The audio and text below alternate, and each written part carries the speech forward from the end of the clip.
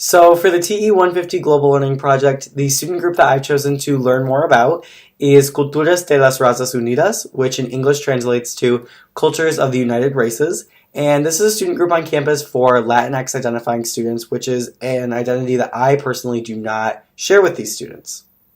So I actually did not know before going that on Tuesday, March 12th, the day I decided to go and interact with the Culturas de las Razas Unidas group, was that they were actually holding elections for their 2019-2020 academic year executive board for the group. So that was actually really interesting. It was really cool to kind of hear the different platforms and proposals that the different candidates for the different roles were sharing with the general body members. And, it being election day, that was actually something that I thought was really kind of unique and special and cool that I got to experience and share with the group, because before this project was even assigned to us, I never imagined that I would get to firsthand observe how exactly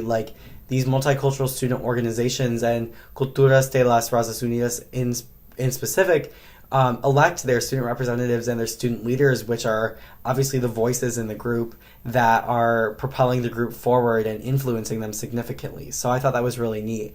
At this group, in particular at the meeting, the candidates addressed the general body and shared their respective roles and their visions for the crew group as a whole. They had a lot of different perspectives and proposals, which were really unique because these students were incredibly driven and their ideas were really compelling and intriguing, especially for me as an outsider looking in, not really having any prior background knowledge on the group. I was really honestly kind of blown away by the kind of things that these candidates were proposing for the upcoming school year.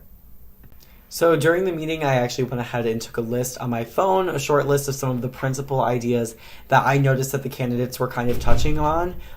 So these were some of the things I thought were the major ideas that the candidates want to see touched on in the upcoming school year for crew.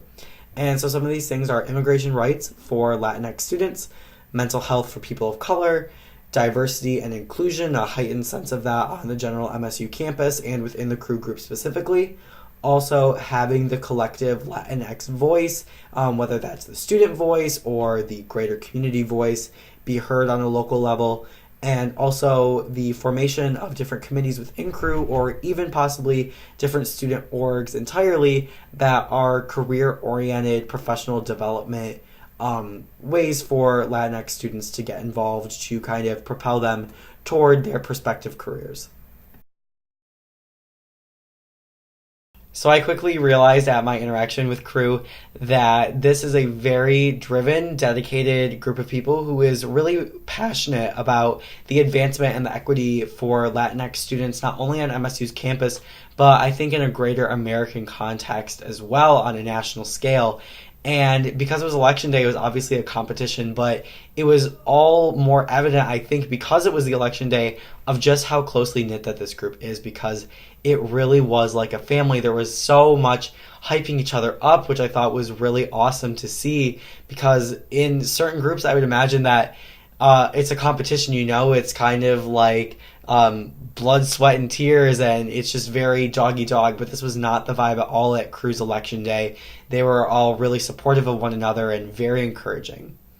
I also thought it was interesting that within this group that I, as a white individual, would view as diverse, there was a lot of emphasis placed on the need for crew to become more diversified within itself and to have a greater appreciation and sense of empathy for these different kind of demographics that are within the group. For example, many candidates talked about the desire to have more of an emphasis placed on the intersecting identities that many of the students within crew have. For example, LGBTQ Latinx students and Afro-Latino students. There was also talk of hoping to make crew less Mexican-centric and more of an environment that students from all Latinx national origins, backgrounds, identities, whether you're half Latino, half something else, or full Latino, the students said that they really want to make crew a very welcoming place that all Latinx identifying students can feel safe at, and that it shouldn't be this exclusive kind of environment. So, due to it being election night for the group, I unfortunately did not have as many one on one interactions with students in the group as I think I may have had otherwise if it was just a general body meeting, as typically happens on Tuesday nights. However, after election night had ended and the group was clearing out, I made a point to go up and personally introduce myself to some of the new eBoard members as well as some of the current 2018-2019 eBoard members, and their reactions were wonderful. They were all really warm and inviting, and they were excited to finally meet me after I had sent the email to the group explaining what the Global Learning Project was. They seemed very excited to be able to share their culture with someone who doesn't share that identity. From the speeches given, I quickly learned that although many of the candidates and students in general have a lot of copious extracurriculars and other commitments on their plate, they were all willing to take the time out of their busy lives to dedicate to crew, which I thought was really beautiful. Two speeches that were given by candidates, their names were Cassandra and Sarah, that I found particularly compelling were that they just kept talking about how crew had given them this sense of familia on campus, and it was a way that they could kind of escape the pressures of being on a predominantly white space and being able to be with people who looked like them. And I thought that was really beautiful and unique that they were willing to be so candid and open about that.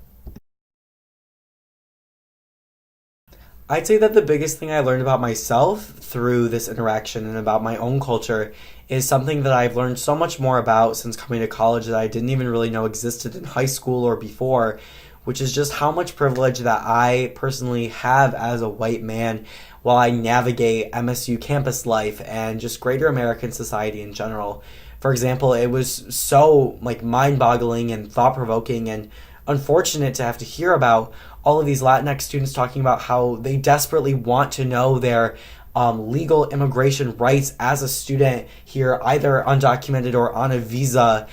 just because they never know in our current political and social climate when they're going to be expected to know this information and rely on this knowledge to protect themselves, their family, their friends. It was just so crazy to me. And it's something that made it even wilder for me personally is that these are people who I see every day, eat in the same cafeteria with, am friends with, go to the same classes with. These are people who really, if you were to take off my skin, are just like me. And the sad reality is that culture has made this big disparity in how our culture views different races. As I look forward to Interaction 2, which will be coming up very soon, I look forward to being able to meet with some of the eBoard members and hopefully gain an even deeper understanding of the Culturas de las Razas Unidas group and the Latinx culture.